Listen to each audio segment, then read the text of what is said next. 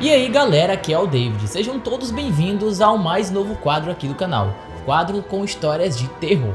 Pois é, vai depender de vocês se vocês vão gostar dessas histórias de terror, então eu quero que vocês coloquem aqui nos comentários e nos likes o feedback de vocês pra saber se eu posso ou não estar continuando com esse vídeo. Perceberam também que eu tô com um ar mais sombrio, um pouco mais macabro, mais escuro?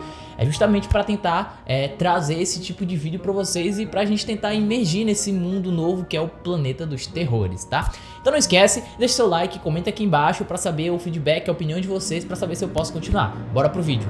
Bom, você já ouviu falar da história de duas crianças que sequestraram, torturaram e mataram uma criança de apenas 2 anos de idade e que foram julgados e condenados como adultos? Não?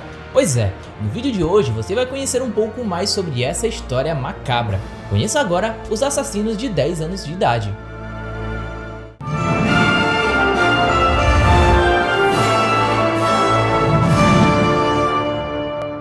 A infância. Robert Thompson e John Venables tiveram uma infância bastante difícil. Thompson era o quinto de 7 irmãos, nascido em 23 de agosto de 1982 em Liverpool, lá na Inglaterra. Seu pai abandonou a família desde o início, fazendo com que a sua mãe entrasse em depressão e se tornasse assim alcoólatra. Em determinado momento de sua vida, a mãe de Thompson inclusive chegou a tentar mesmo tirar a sua própria vida. Venables também nasceu em Liverpool, em 13 de agosto de 1982. Seus pais eram separados, e ainda que sua figura paterna estivesse presente, sua mãe tinha bastante comportamento agressivo com o garoto. Ela também foi descrita pela imprensa britânica como uma mulher que era vista frequentemente com vários homens diferentes. Thompson e Venables eram bons amigos, e ainda que de alguma maneira fossem meio que rebeldes, eles tinham muitos problemas com a lei, exceto pequenos furtos, mesmo sendo crianças, tá? Frisando isso. O sequestro. Pois bem, em 12 de fevereiro de 1993, James Booger, de apenas 2 anos de idade, estava passeando com a sua mãe, Denise Booger, no New Strand Shopping Center, na cidade de Bootle, lá na Inglaterra. Por volta das 16 horas da tarde, Denise notou que o seu filho havia então desaparecido. Após consultar as câmeras do estabelecimento, se deparou com uma imagem chocante.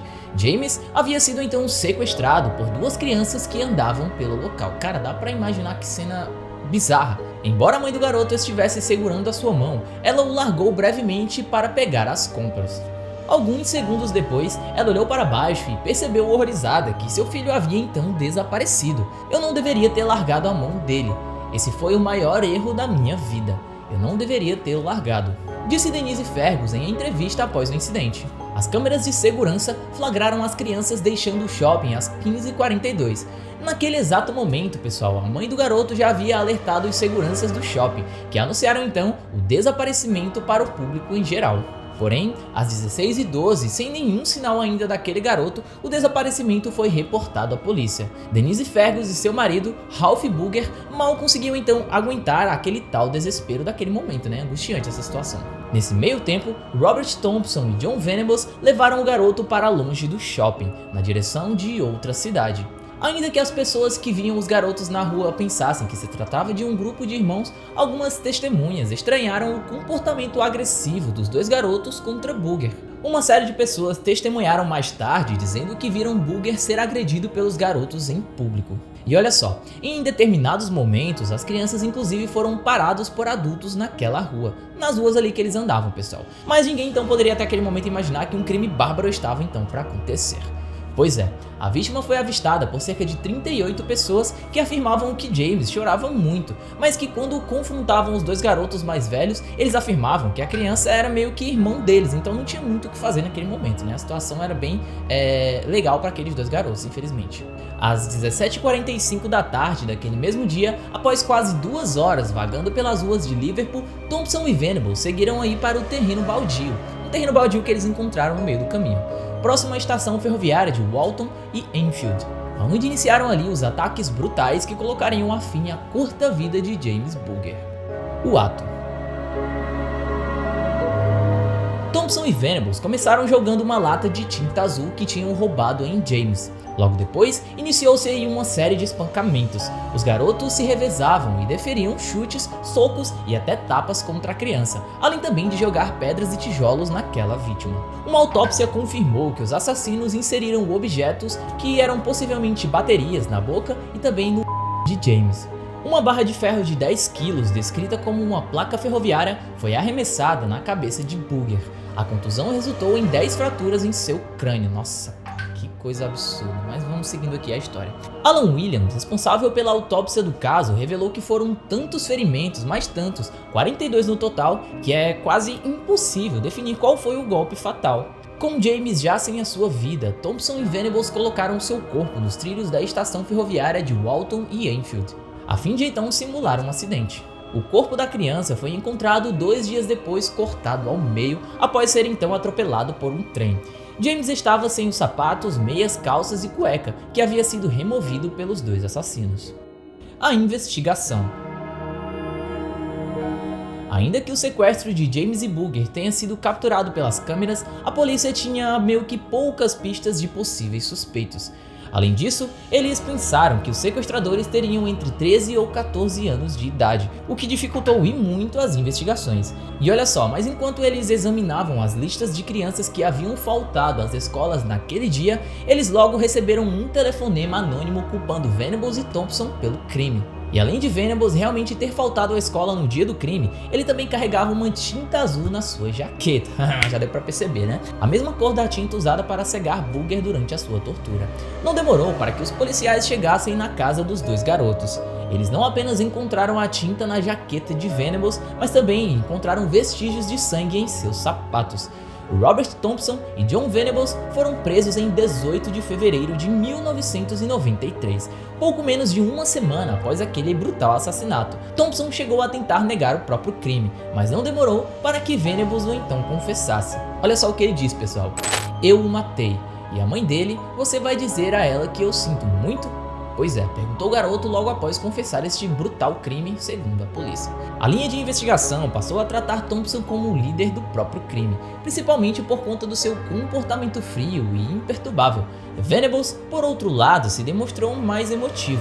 Psiquiatras posteriormente confirmaram que Thompson e Venables sabiam a diferença entre o certo e o errado, e negou que os garotos fossem então sociopatas. No entanto, galera, nenhum especialista foi então capaz de explicar as razões do tal crime.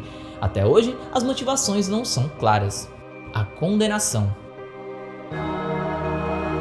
Em 24 de novembro de 1993, Robert Thompson e John Venables foram então considerados culpados pelo sequestro e assassinato de James Booger, tornando-os os mais jovens assassinos condenados na história moderna do Reino Unido. Robert Thompson e John Venables foram considerados culpados pelo assassinato de James Booger na corte de Preston, em 24 de novembro de então 1993. No primeiro momento, os meninos foram condenados a um período mínimo de reclusão de 8 anos, mas após diversos pedidos, até mesmo uma petição com 280 mil assinaturas, o tempo mínimo foi aumentado para então 15 anos. Em 2001, o Conselho Europeu avaliou que nenhum dos assassinos apresentava riscos para a sociedade e então autorizou a sua soltura.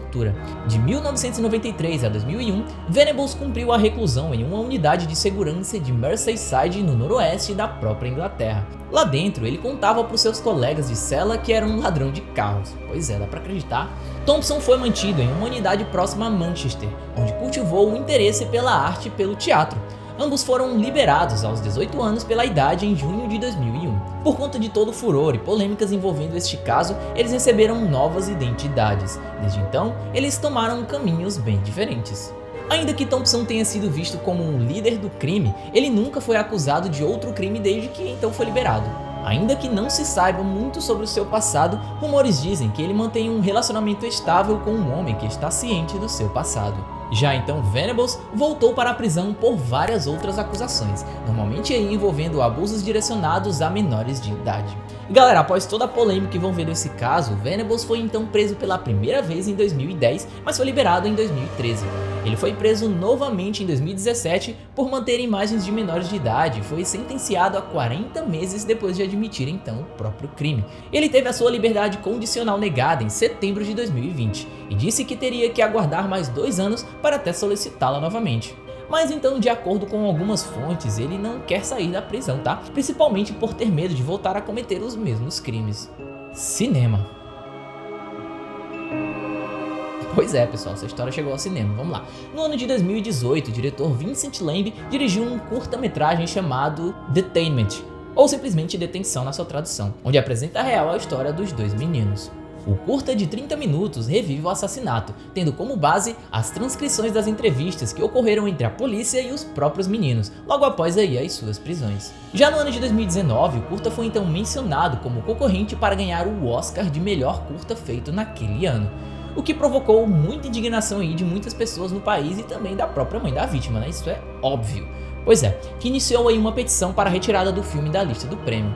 E ela descreveu essas palavras: "Eu não consigo expressar como estou enojada e chocada por esse filme ter sido feito e agora ter sido indicado ao Oscar", tweetou Denise Fergus, a mãe de James, momentos depois de que o filme foi anunciado entre os selecionados. E continuou ainda dizendo: "Uma coisa é fazer um filme como esse sem contatar ou pedir permissão à família de James, e outra é ter uma criança encenada nas suas últimas horas de vida, os momentos que antecederam o seu assassinato brutal, e fazer a mim e a minha família reviver tudo isso." Bom, crianças podem ser cruéis, infelizmente, porém a maldade normalmente se resume a pregar peças ou simplesmente implicar aí com coleguinhas de sua escola. Quando essa malícia evoluiu para crimes brutais, qualquer pessoa em sã consciência fica chocada, não apenas pelo crime em si, mas por não entender aí como alguém tão jovem, tão pequeno, tão criança, tão ingênuo conseguiu cometer um ato tão extremo quanto esse. Mas e você? Já tinha ouvido falar sobre esse caso, sobre essa história? Não? Então deixa aqui o seu comentário, seu feedback para saber se vocês gostaram dessa história, se vocês gostaram de conhecer um pouco mais sobre a história desses 2 garotos e tudo mais. E se vocês gostarem, na verdade, eu quero que vocês deixem aqui embaixo a opinião para eu trazer outras histórias. Já tem umas histórias muito bacanas para trazer para vocês aqui. Então é isso, até o próximo vídeo aqui do canal Universo Curioso.